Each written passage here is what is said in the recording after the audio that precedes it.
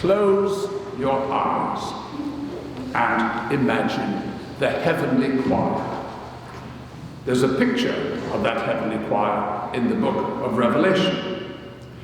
We're told of all the saints gathered, countless, more than you can imagine, singing sweetly the praise of him who is on the throne. Glory and honor and blessing and power.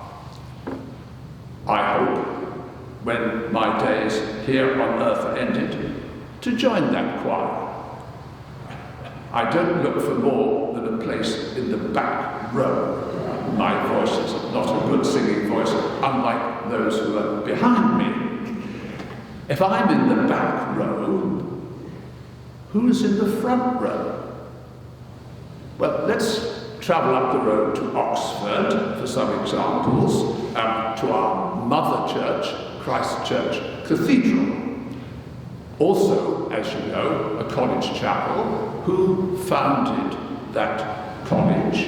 Answer, Cardinal Wolsey. Oh, Cardinal, oh, big shot, deserves a place in the front, doesn't he? Perhaps we won't dwell too much on his last journey to London, when he was waiting to be judged and perhaps executed by the king. And he is reputed to have said, "Would I have served my God as well as I have served my king." Anyway, he's in the front row because he's a cardinal.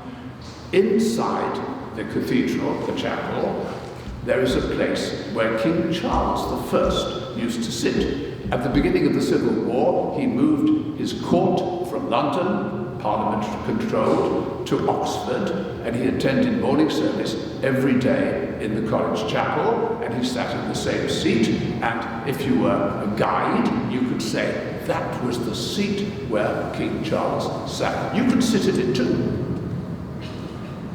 Sometimes known as Charles, King and Martyr, but he obviously deserves a place in the front row. And now I'm going to ask you a question. I'm not going to embarrass you by saying hands up who knows the answer, but who is the patron saint of our mother church, the cathedral? Well, I'm not going to embarrass you. Perhaps you all did know. It is Friedeswide. And if you want to find out about the life of Friedeswide, in the far corner, in the north side, there is a Burne-Jones window, which tells you the extraordinary story of Friedeswide's life. Well, there they are, sitting in the front row, and I am in the back row.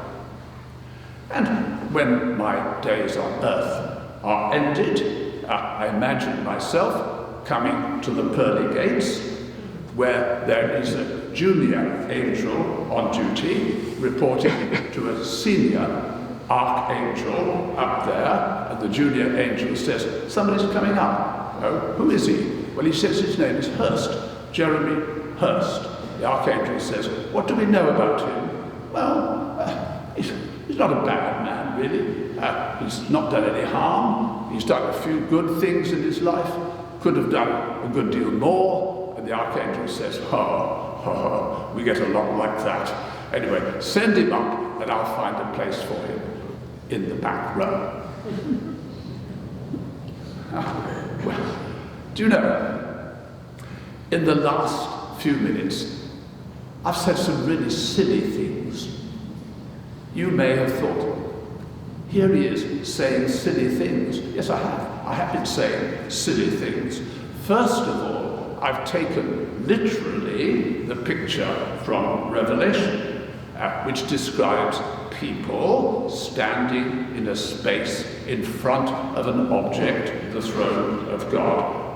Now, how can we imagine all the saints in their state of blessedness? We, limited in time and space, how can we imagine eternity? We, limited to the human condition, how can we imagine the divine? That's one silly thing. The next silly thing is to imagine a front row and a back row of the choir. How absurd to imagine in the front row: 1, a dodgy cardinal; 2, an inadequate king; 3, an obscure saint, and so on. Surely, when we imagine all the saints in their state of blessedness, there's no rank, there's no precedence. All stand before their throne, however we imagine it, in a state of equality, all equally redeemed by the saving act of Christ. And my last bit of silliness: to imagine the soul standing at the pearly gates to be examined by the senior archangel and judged according to my good or bad behavior here, rather like a school end-of-term report. Well, silly. Surely the Church has taught this from its very beginning. Yes, but the Church has also taught from its very beginning that our place in heaven, however we imagine this, is not earned by our own efforts.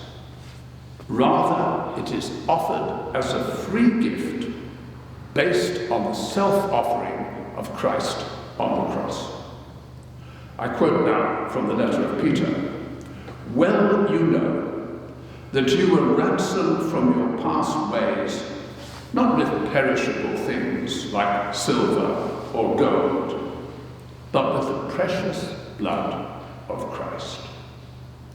So if we could see all the saints standing before the throne of grace, however we may imagine this, we would hear them say, not "look at what I have done," but "look at what has been done for me."